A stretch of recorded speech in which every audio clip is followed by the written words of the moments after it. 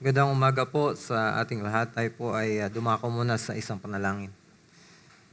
O aming Diyos, salamat po sa Sunday School na meron kami. At salamat din po for everyone who came ngayong magang ito at sa mga kapatid namin na paparating pa. We pray na ingatan niyo po sila at tulungan niyo po kami to grasp itong mga pag-aaralan namin patungkol sa Christian contentment. We pray na nawa makatulong ito sa aming kinakaharap na mga suliranin ngayong mga panahon na ito. Maraming salamat po. Dinadalangin namin ito sa pangalan naming Panginoong Yesus. Amen. Magandang umaga po muli at sa harap ng ating energy crisis na ating kinakaharap ngayon at yung mga rippling effect nito sa atin pong ekonomiya at sa lahat, sa bilihin at sa iba pang mga bagay, ay at ganun din with all the anxieties that we can get from here dahil gusto natin maging handa tayo, mawalan man ng kuryente, meron tayong mga ganitong mga reserve at may tubig tayo. I think this lesson can help us to be quiet in our soul at knowing that our God is in control and He cares for everyone na mga anak niya. Kung He cares for His creation, ay mas lalong nagmamahal siya sa atin ng kanyang mga anak. Well, ang ating lesson is the hidden treasure of a quiet soul or quiet heart. At ang ating text ay yung Philippians chapter 4 verses 11 to 13. Sinabi ni Paul, "Now that I am speaking of being in need, for I have learned in whatever situation I am to be content. I know how to be brought low and I know how to abound. In any and every circumstance, I have learned the secret of facing plenty and hunger, abundance and need. I can do all things through Him who strengthens me." Well, dito sa Philippians, we know na Paul is very thankful sa kanilang support, sa kanyang mga, from the beginning of the gospel, nung una pa lang, just after na matatagang iglesia doon, and then umalis si Paul during his first missionary journey, ay laging nakakabit na ang Philippians kapag may pangangailangan siya. And even on this time na nasa prison siya, they really sent someone to send itong mga tulong ng Philippians sa kanya. And Paul is very grateful doon sa mga pagkakataon na yon. Pero,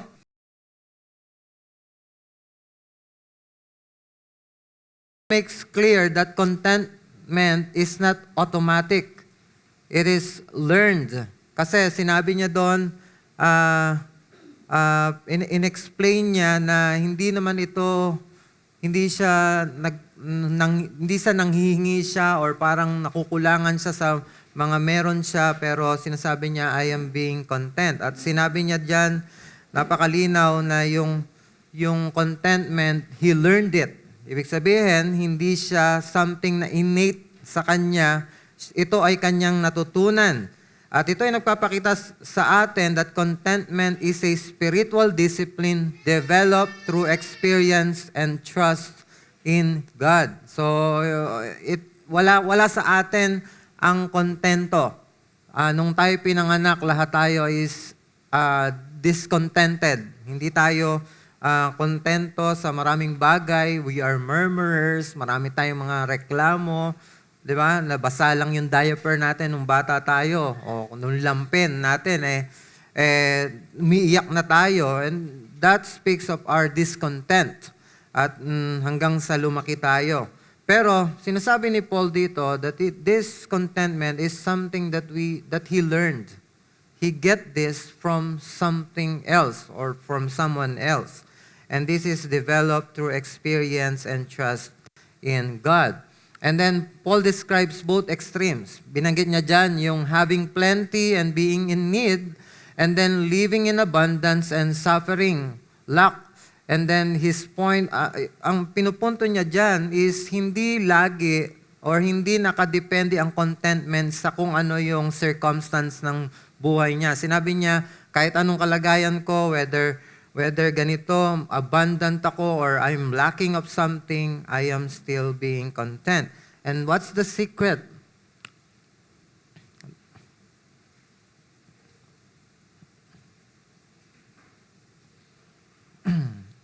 The secret is Christ Himself. Sinabi niya, I can do all things through Him who strengthens me. Well, itong verse na ito, sinasabi niya dito na I can only do na siya ay maging kontento, it is because of Christ. And this verse is often quoted about achievement. Diba? Parang laging, pag nakalagay sa tattoo, makita natin, all my successes, it's because of Christ. So, laging ganon yung intention nung paggamit natin ng verse na ito. But in context, it's about endurance and peace.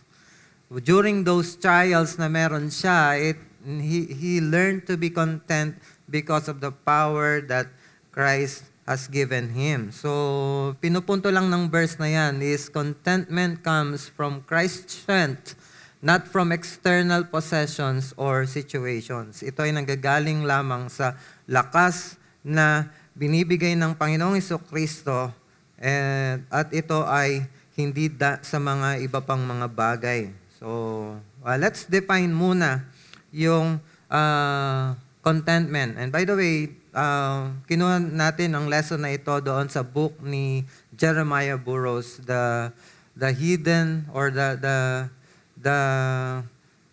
yung contentment. Nakalimutan ko yung book. Mamaya maalala natin yan. So, let's define muna a quiet, inward, gracious frame of spirit that submits to God's providence. So I made it simpler na lang para mas madaling intindihin. By word quiet, ibig sabihin hindi ito maingay na pagko-complain or restless striving. It's the opposite of grumbling, and contentment silences the heart's tendency to murmur against God. So, pagka ikaw ay contented, nakokontrol mo yung pagmamaktol at pagrereklamo natin laban sa Diyos. And then by the word inward, it's not about outward circumstances, but an inner disposition. Even if life is chaotic, the soul can rest within. So pagka tayo ay contented kahit na anong nangyayari sa lugar natin, sa paligid natin, we can be quiet inside at tayo ay merong ganong kapayapaan. So parang somehow, parang it is connected with peace, and then connected din yung contentment doon sa being meek. And then And then dun sa word na gracious frame of the Spirit, I mean by that this is a heart shaped by grace. So itong puso natin, at itong disposition natin, it is shaped not because of something that we do, it is shaped by the grace of God. Katulad ng humble, thankful, and gentle, rather than demanding and then bitter. So yung ating puso ay nagpapakababa, nagpapasalamat, tapos siya, malumanay, gentle siya, hindi siya bugnutin, hindi tayo nagiging bugnutin, hindi tayo din demanding at saka bitter sa mga circumstances na meron tayo. So, and then, of course, it submits to God's providence. So, this is the core of the meaning ng contentment, na it submits to God's providence. So, contentment is trust. It accepts that God wisely orders all things even when we don't understand. Submission here is not defeat, but confidence that God's hand is good. So, and then let's bigyan na lang natin ng ng distinctions para mas maintindihan natin. So, yung contentment, baka kasi iniisip natin dito, yung contentment is parang yung katulad ng mga nagyo-yoga. So, this is not mere stoicism or natural patience. Hindi yung natural na patient ka. And by the way, we are not all naturally patient. Lahat tayo impatient. So, hindi siya stoicism kasi yung stoicism, this is yung calmness na meron ng isang tao sa pamamagitan ng human reason and self-mastery. Parang nagagawa niya ito by yung pagdidisiplina sa kanyang sarili. Pero ito kasing Christian contentment, ang source ng peace natin is not human reason and self-mastery. It is trust in Christ and God's providence. The reason why we have this Christian contentment is nagtitiwala tayo sa Diyos at yung wise providence ng Panginoon. At yung view ng circumstances pagdating sa mga Stoics ay yung they just accept what they cannot control. At kumbaga, kay sira-sira, ito na lang, wala naman tayong magagawa dito, tanggapin na lang natin. Pero, yung view ng circumstances pagdating sa Christian contentment, it is resting in God's sovereign ordering of all things. Sovereign ang Diyos, ino-order niya ito, at kaya tayo, ang view natin is kahit na may mga ganyang kaguluhan sa mundo, ay we are being content at alam natin it is the wise and good God who is ordering this. And then the goal, pagdating sa Stoicism, bakit sila calm? Bakit sila contented? Kasi ang goal nila is magkaroon sila ng virtue at saka inner freedom. Yun ang goal nila. Pero ang sa Christian contentment, ang goal is Christ-centered reliance and spiritual sufficiency. Yun ang goal. Maging Christ-like tayo, tapos maging reliant tayo kay Hesus Kristo. And then yung strength ng Stoicism, it comes from the discipline of the mind. Pero sa Christian contentment, it comes from Christ who strengthens us. So, yung mga bagay na yon. So, and then, kung hindi ito Stoicism, hindi rin po ito indifference, but active delight in God's will. Hindi ito yung parang indifferent ka sa realidad na nangyayari doon. Totoo na meron tayong crisis, totoo na meron tayong mga personal problems maybe. Maybe there is lacking na may deadline ka, tingin mo hindi mo mamimit because of the resources that you have. Maybe, so, totoo yon. And itong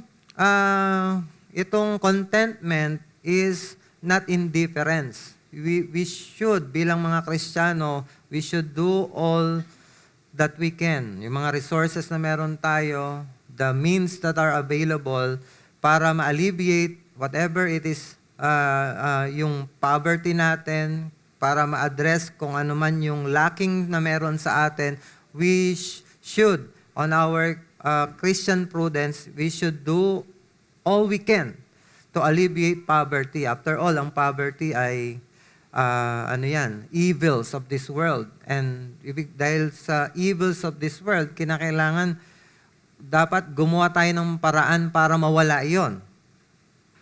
Pero kaya pag meron kang ganong problema, hindi ka yung sasabihin mong kalmado ka lang. You should do what you can. But after everything that you have tried to do, you prayed for it, and you did all this, kapag ang Christian contentment is, it is an active delight in God's will. Susuko ka na, sabihin mo, Panginoon, ginawa ko na yung makakaya ko, nagpray na ako, pero this is still my situation now. I know you have you have a plan, and I submit to your will, and I delight on it, kahit na ganito yung kalagayan ko. So, contentment is a grace, not a personality trait. it must be cultivated by faith. So kung ito ay biyaya ng Diyos, it must be cultivated by faith. Hindi ito yung i-cultivate mo lang, detached by your dependence on God. It should be cultivated while you are being dependent on God. So tingnan muna natin yung problem of discontented heart. The opposite of contentment is, of course, discontentment that is shown into murmuring spirit, which is complaining against God's providence. Yung murmuring pala is complaining against God's providence. So yun yung opposite nito. When we are murmuring against God, we are being discontent sa providence ng Diyos. At maraming mga bagay na kaakibat ito kapag tayo ay discontented. It dishonors God's wisdom and love. Kumbaga, hindi natin ginagalang yung kanyang pag-ibig, yung kanyang karunungan. And then it infects others with discontent. Mas madali kapag ang usapan is reklamo. Mas madali, parang madaling mag-jive. Kasi pati lahat naman ng tao merong there's some sort of problem. At kapag yun ang usapan, nai-incite o parang nai-ignite yung kanyang discontent din. So nagiging contagious ang discontentment. And then it leads to rebellion and bitterness. Kaya hindi maganda ito. So murmuring is not harmless. It is a spiritual rebellion that displeases God. Hindi siya harmless. At kapag ka na-displease ang Diyos, yun na yung, yun ang magiging malaking problema ng isang tao. So, let's just break this down. Murmuring is actually worse because it aggravates small problems. So, pag meron tayong discontentment at tayo nagmurmur, yung maliliit na mga bagay na nag-aggravate, lumalaki. Nagkakaroon tayo ng focus shift. Imbes na, yung murmuring kasi, imbes na makikita natin is yung maliit lang, masasabihin natin maliit lang na bagay ito, murmuring takes that small trial and places it under a magnifying glass na mas lalaki dahil dun sa pagmamurmur natin.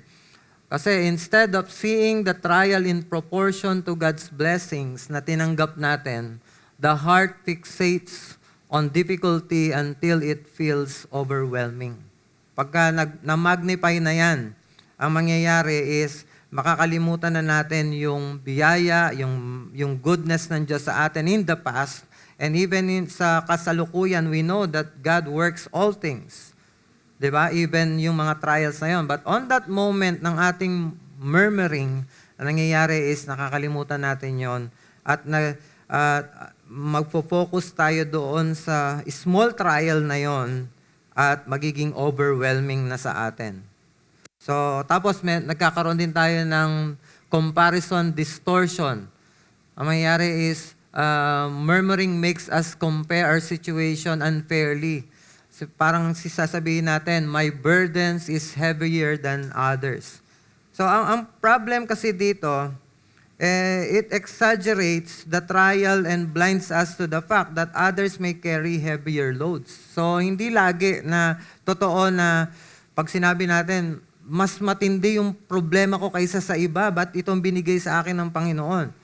Hindi totoo yon. Kasi there is always someone na mas mabigat yung problema kaysa sa atin. So nagkakaroon tayo ng distortions ng comparison. At hindi tayo dapat magkaroon ng ganong comparison. Kasi matalino ang Diyos. May mga pagkakataong binibigay ang Diyos sa atin na mga problema, not because galit siya sa atin or He wants us na mas maging mababa kaysa sa iba. He just want to teach us something. He just want to trust to Him more. Trust Him more. And then, ito yung problema din. It forgets God's mercy. Murmuring forgets past mercies. A small present hardship feels bigger because gratitude is absent. Kapag wala na yung gratitude, kasi nakalimutan mo na yung ginawa ng Diyos sa'yo dati na deliverance, pagka ganon is mas nagiging hardship, nagiging hard at mas mabigat yung present na conditions natin. Like for example, yung people of God in the wilderness, 'di ba? They forgot their deliverance from Egypt. Ang laking problema nila nung panahon na 'yon, 'di ba? They were slaves, tapos pinapahirapan sila. Tapos okay lang na mapatay sila doon ng mga Egyptians, pero they forgot yung deliverance na 'yon and magnified hunger or thirst into unbearable complaints. And nauhaw lang naman sila at nagutom.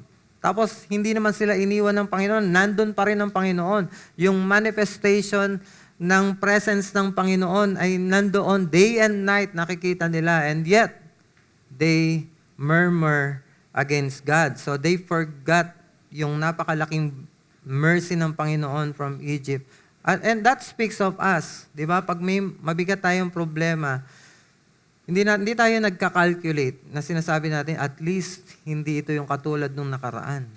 O kaya sinasabi natin, I know, ililigtas ako ng Panginoon mula sa predicament na ito dahil ginawa niya na ito noon. Diba? Magkakaroon tayo ng problema sa pag-alala doon sa mga past mercies ng Panginoon. And then, it is contagious to others. So, murmuring doesn't stay private. It infects others, making the whole community feel the trial is larger than it really is. Kapag tayo nasa isang grupo at ang topic is murmuring against someone, murmuring against God, minsan nakakahawa talaga ito. So, what was a small inconvenience becomes a collective crisis. Nahahawa na rin sila.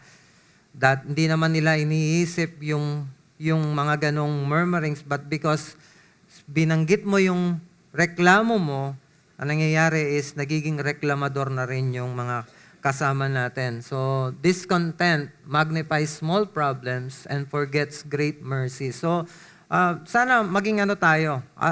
Kapag may nag-share sa atin ng mga ganong discontentment, at mamaya, i-define natin yon kasi meron naman talaga na parang pagdaing ang mga Kristiyano.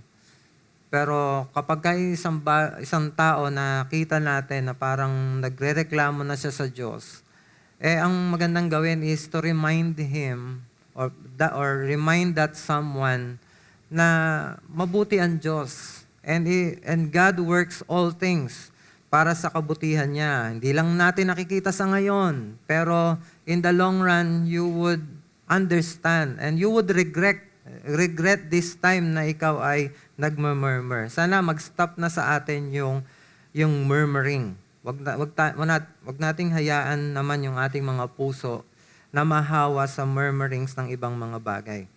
And then, pangalawa na line of thought dito, murmuring is subtle because it doesn't usually present itself as outright rebellion. Instead, it creeps in through excuses that make discontent feel justified. Yung contentment, minsan nakakouch siya doon sa mga seemingly valid na mga pananalita. Katulad ng, my situation is worse than others. Yung katulad ng binanggit natin kanina, yung parang, bakit ako? Ganito yung nararanasan ko. Kumpara sa iba, dapat may mga mas masama pa sa akin . Bakit ako pa yung nagkakaganito? This excuse magnifies hardships by comparison. It assumes God has been unfair. So, masama ito kasi ang tingin natin is we are blaming God na hindi ka unfair. So, every believer's trial is measured by God's wisdom. Ito yung dapat nating tandaan.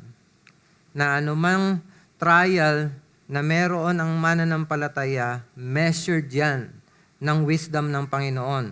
So comparing ourselves to others breeds envy and blinds us to God's unique purposes in our life. Iba-iba yung purpose ng Diyos sa buhay natin. Iba yung sa akin, iba yung sa'yo. Maybe affluent ang marami sa atin, but still there are challenges na may kinakaharap siya na hindi natin alam, baka mas mabigat pa doon sa kinakaharap ng kumbaga, mababa yung status sa lipunan. So, we must trust that God tailors trials for growth. So, pag sa ganitong mga bagay, dapat tingnan natin at magtiwala tayo sa Panginoon na itong mga trials na ito ay binibigay sa atin, ino-orchestrate ng Diyos para sa ating kalaguan. And when we have reached that growth, pag dumating yung same trial sa buhay natin, we can cope up. Kaya na natin na harapin ito. So, and then, may mga words din na, I deserve better. I deserve better. Ang problem dito is, it flows from pride. It assumes entitlement to comfort or blessing. Na, kumbaga, sinasabi natin, ako mananampalataya na ako nagtiwala na ako sa Panginoon. Dapat comfort and blessings na lang ang mapapasa akin. This is the problem with prosperity gospels na health and wealth na kapag ka ikaw daw ay nanampalataya na, God will take care of everything, di ka na magkakaroon ng ganitong mga problema. So,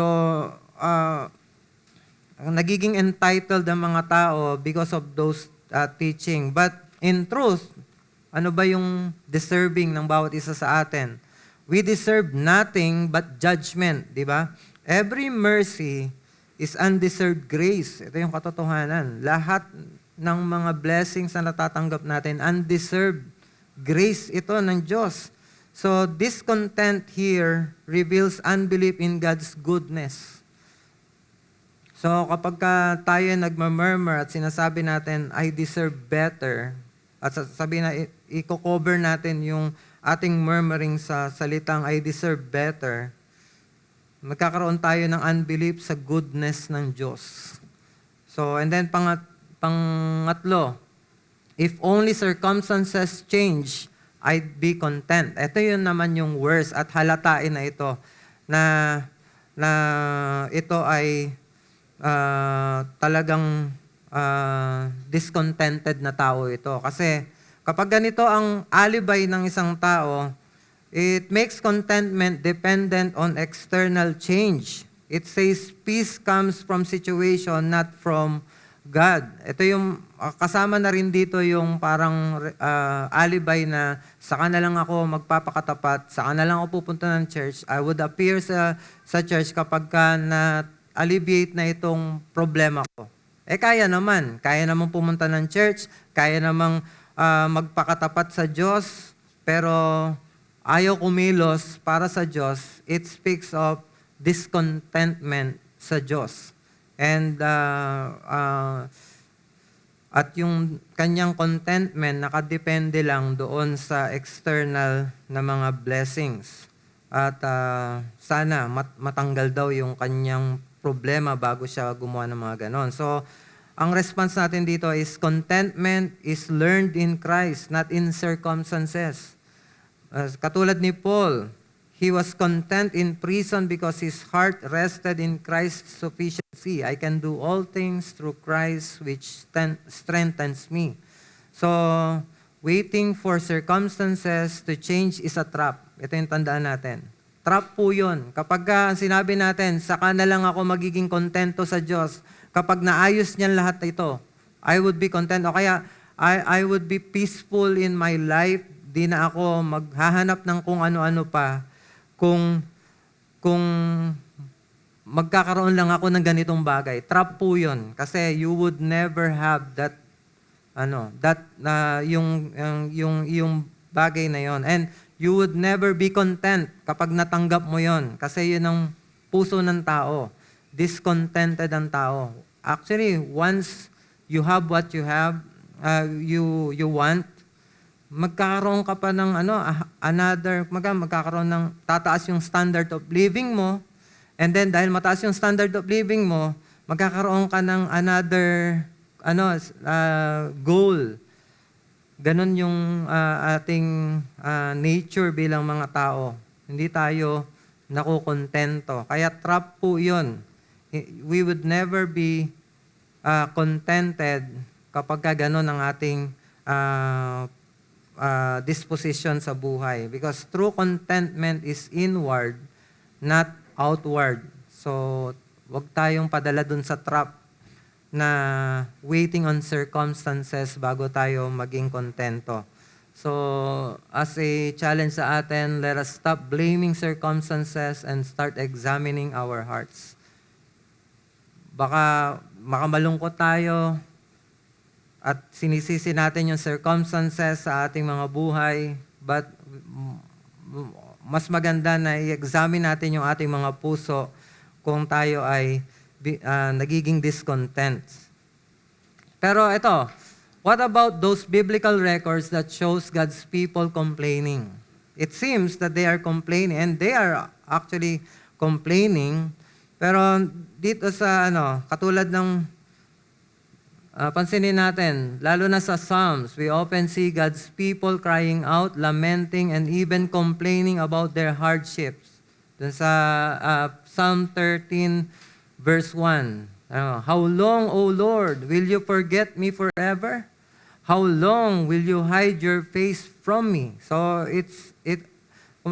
nagrereklamo siya at sinasabi niya na God is hiding His face from him. And then sa Psalm 22, 1-2, my God, why have you forsaken me? Why are you so far from saving me from the words of my groaning? Oh my God, I cry day by day, but you do not answer, and by night, but I find no rest.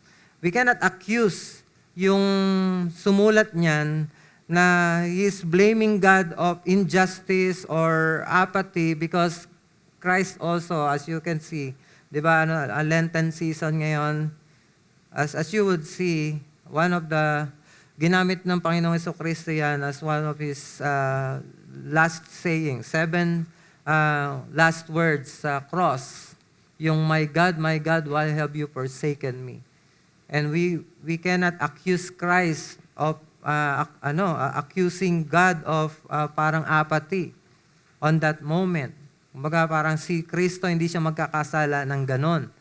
Kumbaga dumadaing lang siya. And let's explain that later.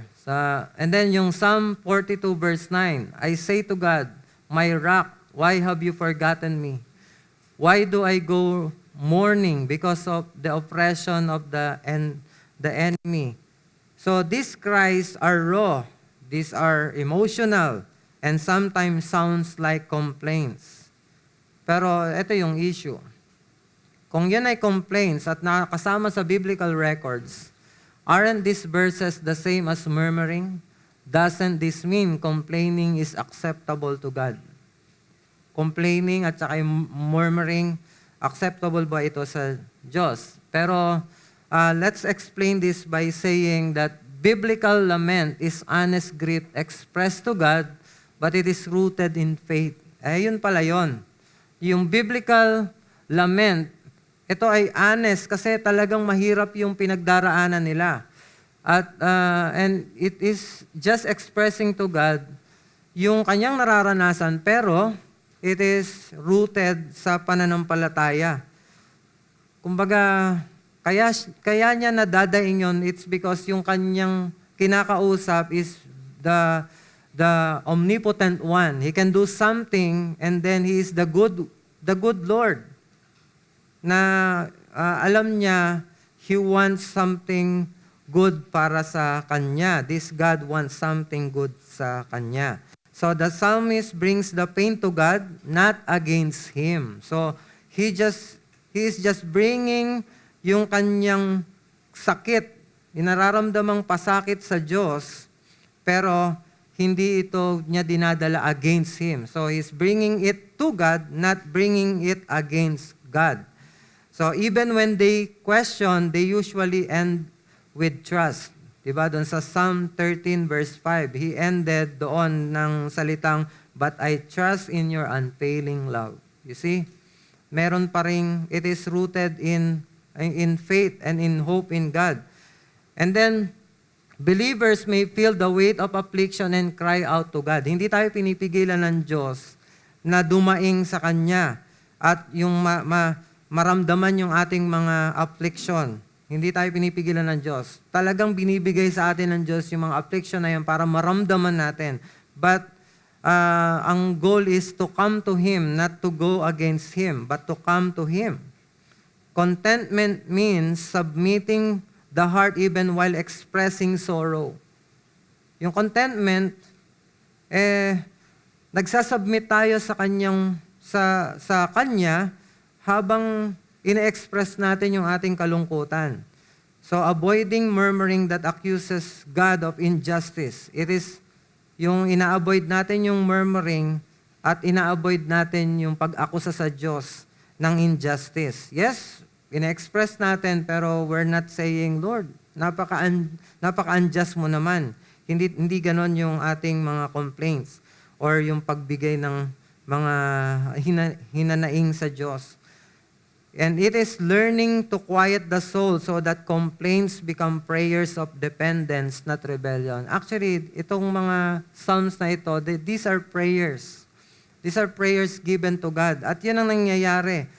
Yung nangyayari is, nabibigay lang natin yung mga daing natin sa Diyos, pero actually we are praying that God may use or God may bring deliverance sa atin. So, and then, sinful murmuring is rebellion against God's providence. Ito naman yung simple murmuring. It is rebellion against God's providence. So, it is not prayerful lament, but a refusal to accept His wisdom. Murmuring dishonors God, and lament seeks His help. So, yun yung difference. So, there is a great deal of difference between complaining to God and complaining against God. Magkaiba po yon. It is just like yung bata. Yung bata, pwedeng pumunta sa kanyang tatay, complaining yung nasaktan siya, pero hindi siya nagmumurmur against dun sa kanyang tatay at sinisisi niya, nadapa siya. So, sinasabi niya lang, dumadaing siya kasi masakit yung kanyang tuhod, nadapa siya, pero hindi siya galit sa tatay niya. Kaya nga siya pumunta sa tatay niya at sinasabi masakit yung tuhod niya. He's crying for help. So, contentment is not the absence of feeling pain, but the ability to rest in God's fatherly care while feeling it. So, pwede pala tayong dumaing sa Diyos. Pwede tayong umiyak sa Kanya na para bagang sinisisi natin siya dun sa ating mga language, pero yung puso natin, we just want God to do something. And we just want to express our dependence on Him. We are hopeless. Sinasabi lang natin, "Lord, hindi ko kaya na ito.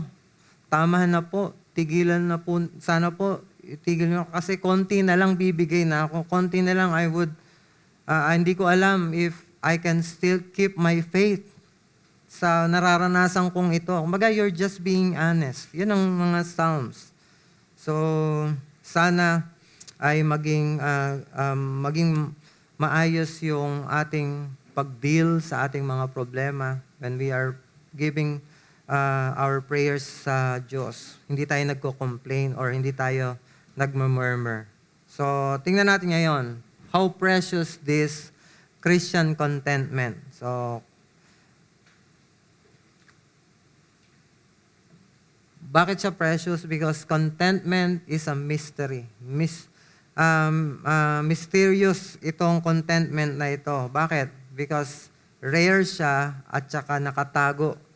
True contentment is not natural. You won't find it in wealth. You won't find it sa success or comfort.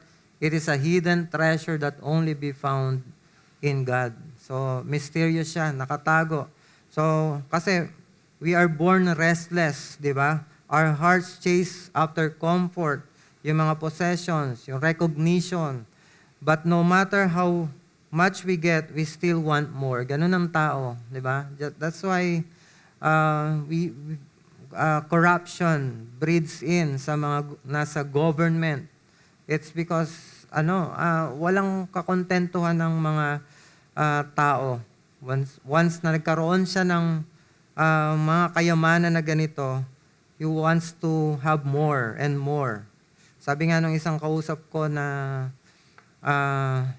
nung isang araw, sabi niya, may kakilala kasi siya na sa gobyerno at bilyon-bilyon talaga yung pera niya.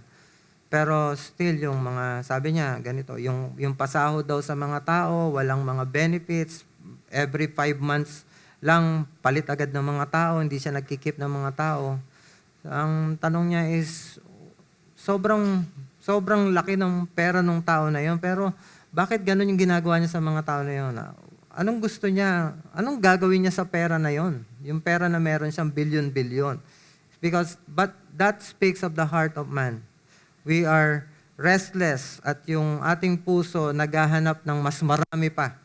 Once na naabot mo na yung pangarap mo, meron kang bagong pangarap na mas mataas.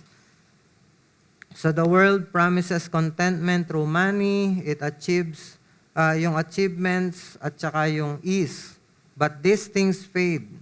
Yung wealth ay nawawala, yung success nakakalimutan, at yung comfort na i-interrupt. Just like yung discomfort na meron tayo ngayon dahil sa energy crisis na meron tayo. And then true contentment is not dissatisfaction of circumstances, but the sufficiency of Christ. When He is enough, even loss cannot rob your peace. So, and then it is like a pearl hidden in the ocean. Hindi yung lalakad ka lang, yung contentment para siyang nasa ocean, na nasa pinakailalim. Hindi yung naglalakad ka lang at nasipa mo at napulot mo. Hindi ganon. It must be discovered. And it is only it can be discovered through learning of Christ, through acquaintance and deep relationship with Christ. And then, bakit precious ang Christian contentment? It is because of the transforming power na meron ito. Contentment doesn't change the circumstance. What it change is how you experience it. So, paano mo siya na-experience? Paano mo siya tinatanggap? Bitter trials become sweet lessons when filtered through trust in God. So, napaka-precious nito kasi lahat naman tayo may mga pinagdadaan ng mga problema. Pero kapag may contentment ka, pare-pareho tayo ng problema, pero yung isa masaya, yung isa hindi. That is very precious. At you would want that yung situation at yung inner disposition kapag may malaki kang problema.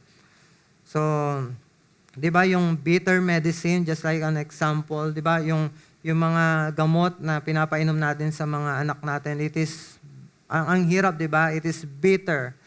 Pero napaka-unpleasant sa kanilang mga panlasa, but very life-giving, very healing. Ito ay nagkakaroon ng effect talaga sa kanila, although mapait. And ganun din yung ating nararanasan. And when you understand that, you would, pag meron kang problema or meron kang sakit, iinom ka ng gamot kahit mapait yan. Kasi alam mo na para sa'yo yon at makakagaling sa'yo yon. Kahit masakit yan, kung yan ay intravenous man, o yun ay injection man, yan ay makakabuti sa'yo kahit masakit. So, and then, satisfaction in God. You would find satisfaction sa Diyos kapag meron kang Christian contentment. That's why it is precious. So contentment teaches us that joy is not in possessions, but in God's presence.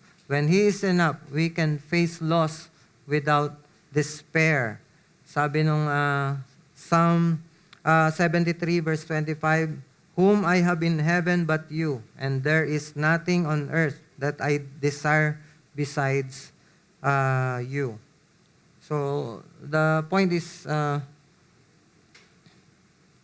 even when circumstances are bitter, the soul finds sweetness in resting on God. So, and then pangalawa, contentment is taught by God. So why it is precious? It is being taught by God. So Jesus defines His satisfaction not in material food, but in absence but in obedience to the Father.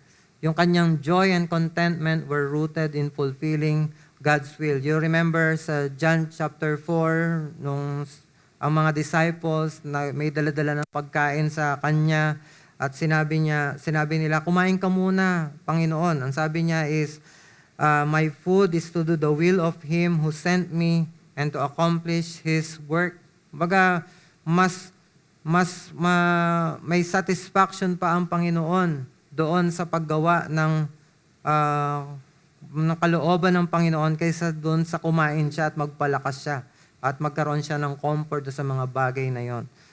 You see, Christ is the hidden treasure of contentment. Kasi He was poor in possessions but rich in obedience and at peace in the Father's will. At siya yung ultimate nating huwaran. If you want to learn yung contentment, you look on Christ. He is very content. Nabuhay siya dito ng mahirap, pero napaka-contented niya sa kanyang buhay.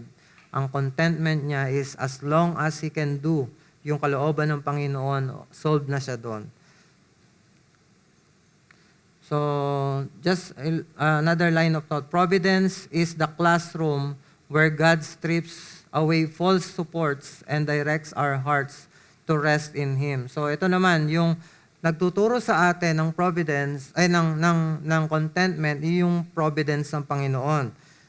Di ba, yung providence, it means yung wise ordering of all events ng Diyos. Katulad ng delays, yung losses natin, yung disappointments, and even blessings. These circumstances, ito ay hindi random, yung mga nararanasan natin na mga delays na yan. They are the canvas where God writes His lessons. So, ito yung, kumbaga, drawing board ng Diyos kung saan tinuturuan niya tayo ng contentment. So, for example, yung closed door na binibigay ng Diyos sa ating mga buhay, it teaches us that God's timing is better than ours. And you should be content at that moment kung anong meron ka because yung timing ng Panginoon mas maganda kaysa sa timing na akala natin ay dapat ibigay na ng Diyos yung ating mga pangangailangan. Minsan ginagawa ng Diyos katulad yung kay Ruth. Minsan para siyang dam na pinipigilan ng Diyos muna yung kanyang blessing. Paunti-unti lang yung supply niya. Hindi nauubos, nabubuhay pa rin tayo. Pero kakaunti para tayong naghihikahos. Pero pag dumating na yung blessing ng Panginoon, magigiba yung dam na yun at raragasa yung blessing ng Panginoon. Parang tubig na rumaragasa. At napaka-overwhelming. At pag dumating yun, may appreciate natin, God really is a gracious God at sanay siyang tumiming.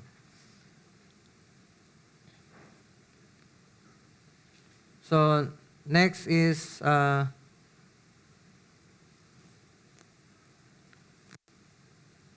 bumalik. Sorry. So, providence strips away false confidence on other things. So, we learn to lean on God. So, yung providence ng Panginoon ay bibigay sa atin ng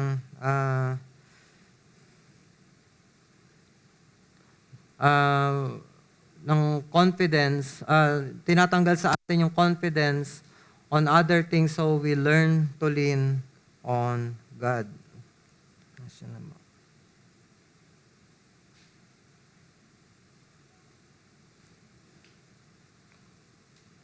So providence also directs our satisfaction. So by removing what we thought would satisfy us, yung providence, binabalik tayo doon sa Panginoon mismo. Tumatakbo tayo sa Kanya. When comfort is gone, we discover that His presence is enough. And kapag tayo ay nawawala na yung successes natin, we learn that His approval is greater than human praise. When everyone else ay tumatalikod na sa atin at hindi na tayo na-appreciate because we don't have that success na meron tayo noon, we learn na mas mahalaga yung approval ng Diyos kaysa sa mga tao. So, every trial is a classroom. That is why don't just ask, why is this happening? Instead, ask what is Christ teaching me here. Ano yung tinuturo ng Diyos sa akin dito? And then pangatlo, tingnan natin kung ito ay why it is precious, yung contentment. Contentment is excellent. Bakit?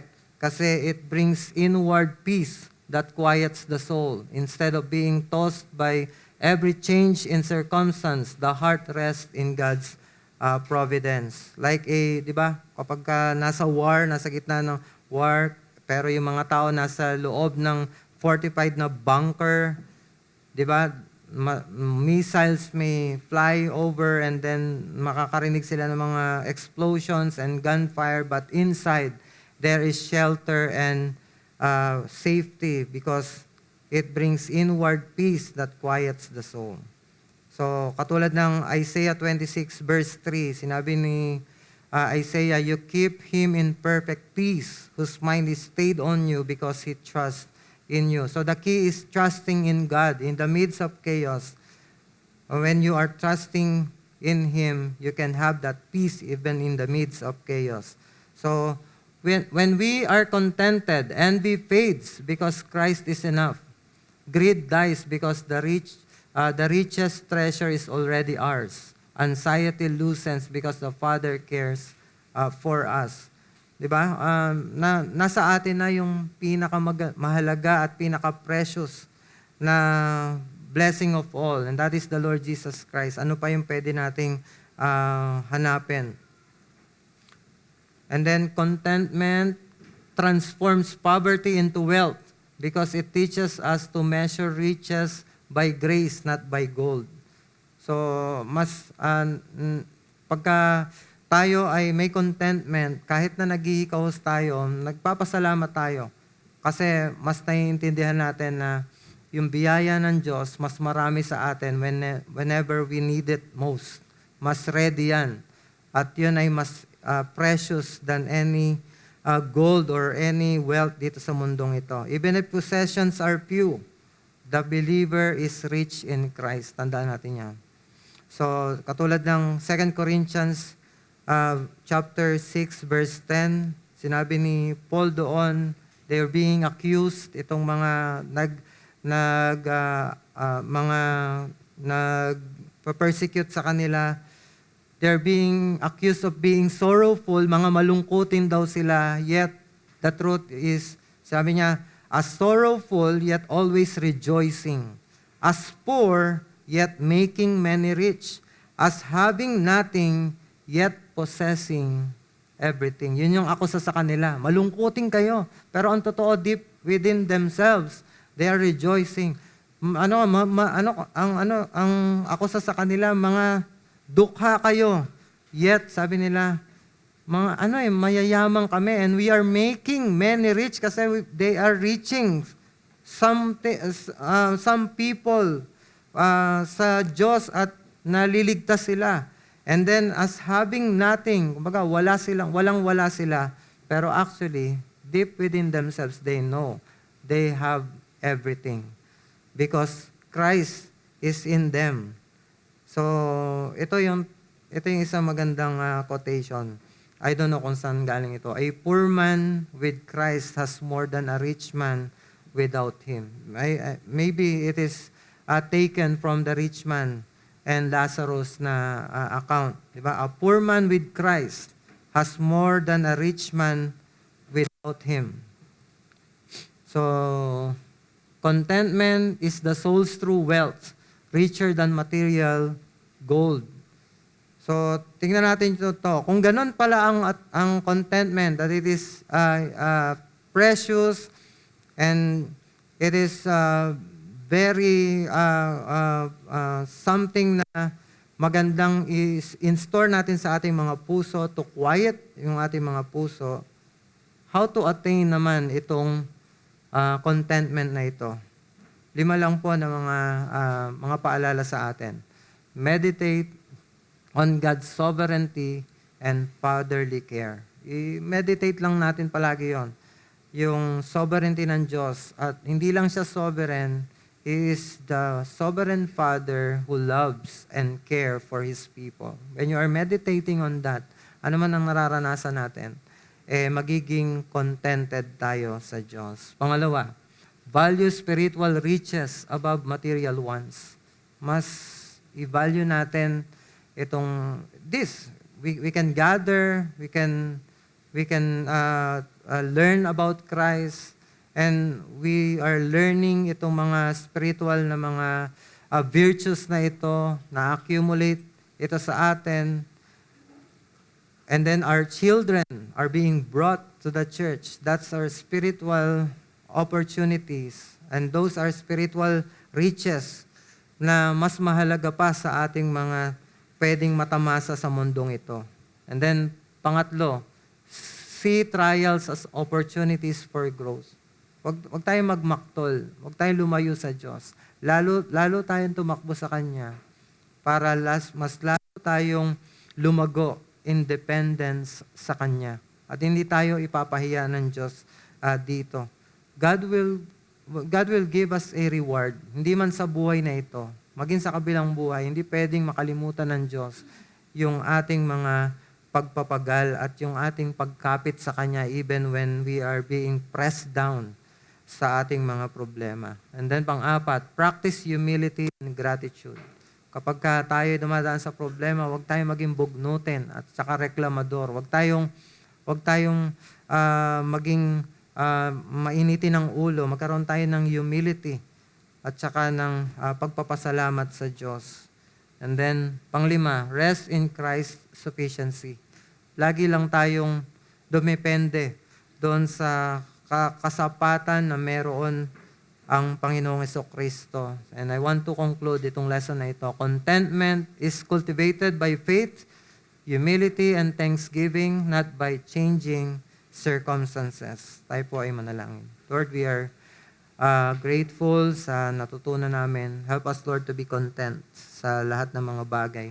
Knowing that we have everything in Christ. And those things na mga kailangan namin were just bonuses of that great blessing na meron kami kay Jesucristo. You have blessed us of so many blessings in heavenly places. Kaya tulungan mo kami na ma-appreciate itong mga bagay na ito so that our eyes may be focused on those things while we are feeling this pain.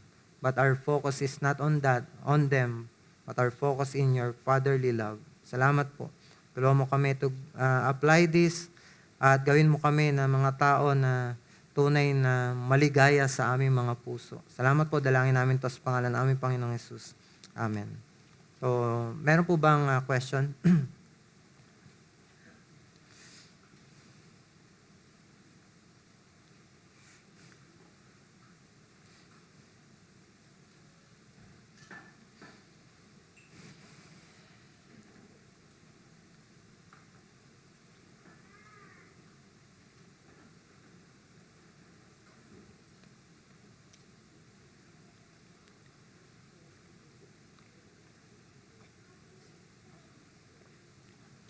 Justin?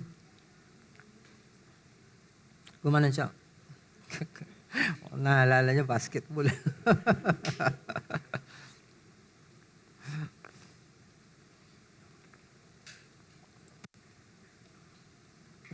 Okay? Walang question?